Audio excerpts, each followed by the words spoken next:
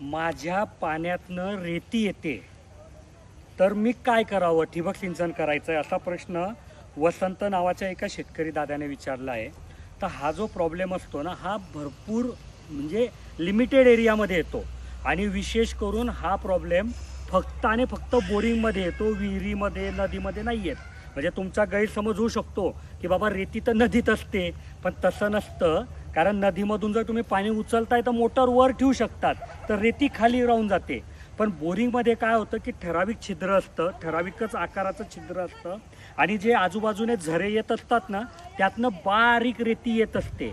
मग ती रेती खाली सेटल नाही होत आणि मग ती बोरिंगच्या म्हणजे मोटरच्या माध्यमातून वर येते आणि ती अशी खूप काही कमी नाही येत, खूप येते.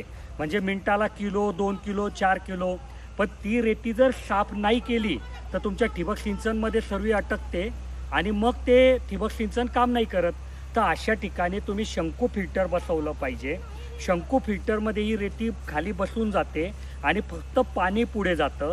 त्याच्यानंतर साधं फिल्टरसुद्धा लावणं जरुरी आहे, कारण शंकू फिल्टर फक्त रेतीला बाजूला करेल.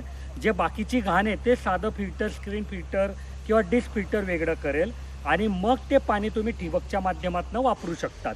तर असाच प्रश्न जर तुमच्या मनात काही असेल तर तुम्ही कमेंटमध्ये विचारा, मी त्याचं उत्तर पुढच्या व्हिडिओमध्ये देईल.